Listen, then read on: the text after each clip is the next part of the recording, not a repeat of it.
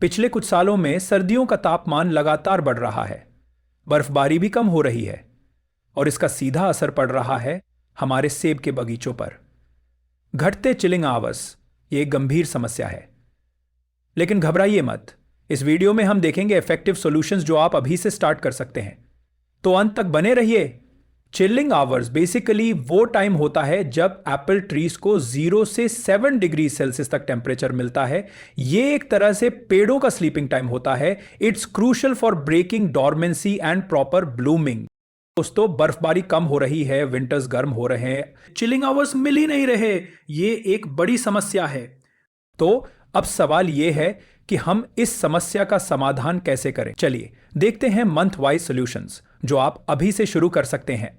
हालांकि हम आपको सलाह देते हैं कि अपने क्षेत्र के बागवानी विशेषज्ञों से भी परामर्श करें, क्योंकि स्थानीय परिस्थितियां भिन्न हो सकती हैं।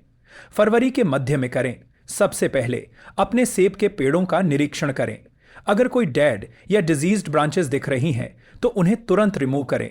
ऐसा इसलिए क्योंकि ये ब्रांचेस डिजीजेस और पेस्ट के ब्रीडिंग ग्राउंड बन जाती हैं। अगर आपने अभी तक डोमेंसी ब्रेकिंग स्प्रेज जैसे डोमेक्स या चिलाटोन का उपयोग नहीं किया है तो इसे जल्द से जल्द करें। इसका कारण है यह बड ब्रेक को स्टिमुलेट करता है, जिससे पेड़ जल्दी जाग जाते हैं। पोटेशियम नाइट्रेट का उपयोग मिट्टी में करें, इससे फूल अच्छे आएंगे और फल भी बढ़िया लगेंगे। मात्रा पेड़ के आकार के हिसाब से रखें। छोटे पेड़ 3 से 5 साल 500 ग्राम प्रति पेड़, मध्यम पेड़ 6 से 10 साल 1 किलो प्रति पेड़, 10 साल से ज्यादा 1.5 किलो प्रति पेड़। इसे सिंचाई के पानी के साथ मिलाकर पेड़ों की जड़ों के पास डाल दें। चिलिंग आवर्स कम होने के कारण अब सबसे जरूरी है कि पेड़ को ज्यादा से ज्यादा धूप मिले, इसीलिए डेड डिजीज्ड और क्रॉसिंग ब्रांचेस को रिमूव करें। इससे यह होगा कि सनलाइट और एयर सर्कुलेशन अच्छे से हो सके, जिससे फ्लावर बड्स को सही विकास मिल सके।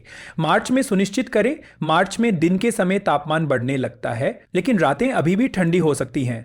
सिंचाई का समय और मात्रा मौसम के अनुसार बदलें ताकि मिट्टी में नमी बनी रहे। अगर मिट्टी सूखी लगे तो सुबह के समय हल्की सिंचाई करें।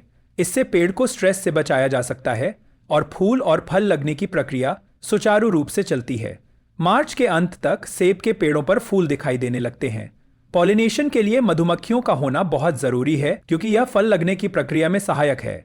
इसलिए मधुमक्खियों को आकर्षित करने वाले पौधे लगाएं। अगर आपके बगीचे में मधुमक्खियां कम हैं तो आप हैंड पॉलिनेशन कर सकते हैं। इसके लिए एक छोटे ब्रश का उपयोग करके एक फूल से दूसरे फूल में पराग स्थानांतरित करें। यह काम सुबह के समय करें, जब पराग सबसे ज्यादा सक्रिय होता है। मार्च में बढ़ते तापमान के साथ ही पेस्ट और डिजीज का शुरुआती खतरा मंडराने लगता है। इस समय अपने पेड़ों की रेगुलर मॉनिटरिंग शुरू करें और किसी भी शुरुआती सिम्टम को पहचानते ही तुरंत उचित ऑर्गेनिक ट्रीटमेंट करें, ताकि बाद में होने वाले डैमेज से बचा जा सके।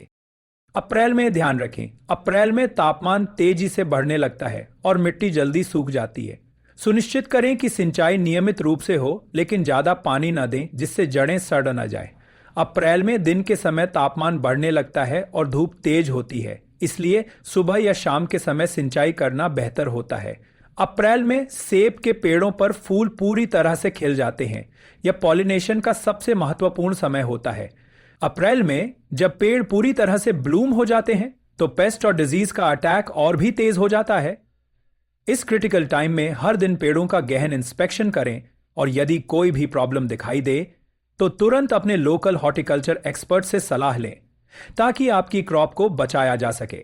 कुछ सामान्य पेस्ट और डिजीज जो अप्रैल में पाए जाते हैं, उनमें एप्पल स्कैब, पाउडरी मिल्ड्यू और एफिड्स शामिल हैं। इन समस्याओं से बचने के लिए आप कॉपर बेस्ड फंगिसाइड्स और नीम ऑयल का उपयोग कर सकते हैं, लेकिन ध्यान रखें कि किसी भी पेस्टिसाइड या फंगिसाइड का उपयोग करने से पहले लेबल निर्देशों को ध्यान से पढ़ें और स्थानीय बागवानी विशेषज्ञों से सलाह लें। मई में फलों के विकास और बेहतर फसल के लिए इन बातों का ध्यान रखें। मई में छोटे फल लगने शुरू हो जाते हैं। थिनिंग करना जरूरी है ताकि बाकी फलों को बढ़ने के लिए ज्यादा जगह और न्यूट्रिएंट्स मिल सकें। थिनिंग से फल बड़े और बढ़िया होते हैं। मई में फल तेजी से बढ़ते हैं। पेड़ों को पर्याप्त न्यूट्रिएंट्स की जरूरत होती है। बैलेंस फर्टिलाइजर्स का उपयोग करें, जिसमें नाइट्रोजन, फास्फोरस और पोटेशियम सही मात्रा में हो। फर्टिलाइजर्स को मिट्टी में डालें या पत्तियों पर छिड़काव करें। मई में वीड तेजी से बढ़ते हैं। वीड कंट्रोल करना जरूरी है। वीड पेड़ों से न्यूट्रिएंट्स और पानी छीन लेते हैं। आप वीड कंट्रोल के लिए हाथ से वीडिंग कर सकते हैं या हर्बिसाइड्स का उपयोग कर सकते हैं। जून में पालन करें। जून में पेड़ों की ज्यादा ग्रोथ को कंट्रोल करने के लिए समर प्रूनिंग शुरू करें, लेकिन ध्यान रखें कि समर प्रूनिंग का सही समय आपके क्षेत्र के मौसम और बारिश पर निर्भर करता है।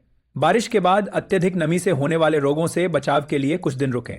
गर्मियों की नई शाखाओं को जल्दी रिमूव करें ताकि वे फलों के लिए जरूरी न्यूट्रिएंट्स न छीन लें। कम चिलिंग आवर्स वाले बगीचों में समर प्रूनिंग बहुत जरूरी है, क्योंकि यह पेड़ों की ग्रोथ को सही रखता है और फलों की क्वालिटी बढ़ाता है। इससे धूप पेड़ों के अंदर तक पहुंचती है और फल अच्छे से पकते हैं। जून में ड्राई स्पेल्स में इरिगेशन का ध्यान रखें। पानी की कमी से फल की क्वालिटी खराब हो सकती है। जून में integrated pest management IPM techniques का उपयोग करके पेस्ट और डिजीज कंट्रोल पर ध्यान दें। IPM का मतलब है पेस्ट और डिजीज को कंट्रोल करने के लिए एक समझदारी भरा तरीका। इसमें हम पहले देखते हैं कि समस्या क्या है, फिर प्राकृतिक तरीकों से उसे ठीक करने की कोशिश करते हैं और सिर्फ जरूरत पड़ने पर ही कीटनाशक का इस्तेमाल करते हैं। इससे रासायनिक छिड़काव कम होता है और पर्यावरण भी सुरक्षित रहता है। जुलाई और अगस्त में देखें। जुलाई के अंत में हिमाचल प्रदेश और कश्मीर में मानसून शुरू हो जाता है। इस समय फंगल डिजीजेस का खतरा बढ़ जाता है, इसलिए पेड़ों का नियमित निरीक्षण करें और आवश्यकता अनुसार फंगिसाइड्स का उपयोग करें। जुलाई और अगस्त में फल के डेवलपमेंट पर ध्यान दें। अगर कैल्शियम की कमी हो तो कैल्शियम स्प्रेस का उपयोग करें, इससे फल की क्वालिटी अच्छी होती है। जुलाई और अगस्त में मानसून के समय मल्चिंग करते समय ध्यान रखें कि मिट्टी में ज्यादा नमी न रहे। मल्चिंग की मोटाई को कम रखें और सुनिश्चित करें कि जल निकासी अच्छी हो। सिर्फ तब सिंचाई करें जब मिट्टी सूखी लगे और भारी बारिश के बाद जल निकासी का ध्यान रखें।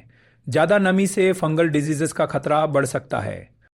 हार्वेस्ट और तोड़ान के बाद देखभाल। हार्वेस्ट सीजन के दौरान फल राइपनिंग पर ध्यान दें। कंट्रोल वाटर स्ट्रेस से फल राइपनिंग को एक्सेलरेट कर सकते हैं, लेकिन ज्यादा वाटर स्ट्रेस से फूड क्वालिटी खराब हो सकती है। हिमाचल प्रदेश और कश्मीर में सेब की हार्वेस्ट ऊंचाई और एप्पल वैरायटी के आधार पर जुलाई के अंत से अक्टूबर तक होती है। फल का कलर और फर्मनेस चेक करके हार्वेस्ट करें। सही समय पर हार्वेस्ट से मार्केट में अच्छा प्राइस मिलता है। तोड़ान के बाद पोस्ट हार्वेस्ट सैनिटेशन करें। डिजीज फ्रूट्स और लीव्स को रिमूव करें, इससे अगले सीजन में डिजीज स्प्रेड कम होता है। फलों को चोट से बचाएं और उन्हें ठंडी हवादार जगह पर स्टोर करें। तोड़ान के बाद फलों की ग्रेडिंग और पैकेजिंग का ध्यान रखें ताकि बाजार में अच्छी कीमत मिल सके। नवंबर और दिसंबर में तैयारी करें। नवंबर और दिसंबर में सॉइल टेस्टिंग करवाएं, इससे सॉइल न्यूट्रिएंट्स के बारे में पता चलता है। नवंबर और दिसंबर में नेसेसरी फर्टिलाइजर्स ऐड करें, इससे सॉइल फर्टिलिटी इंप्रूव होती है। नवंबर और दिसंबर में विंटर प्रूनिंग करें। डेड, डिजीज्ड और क्रॉसिंग ब्रांचेस को रिमूव करें, इससे ट्री स्ट्रक्चर इंप्रूव होता है और डिजीज स्प्रेड कम होता है। दोस्तों, कम चिलिंग आवर्स की समस्या से निपटना मुश्किल जरूर है, लेकिन नामुमकिन नहीं। सही जानकारी और सही टेक्निक से आप भी अपने सेब के बगीचों को हरा भरा रख सकते हैं और अच्छी फसल ले सकते हैं। याद रखिए, हर समस्या का समाधान होता है और हार्मोनिक रूस हमेशा आपके साथ है। अगर आपको यह वीडियो पसंद आया तो इसे लाइक और शेयर जरूर करें, और हाँ, हमारे चैनल को सब्सक्राइब करना ना भूलें ताकि आपको ऐसे ही यूजफुल वीडियोस मिलते रहें। अगली बार फिर मिलेंगे। आप और सवाल और सुझाव हमें कमेंट सेक्शन में जरूर बताएं। अगली बार फिर मिलेंगे, तब तक के लिए धन्यवाद।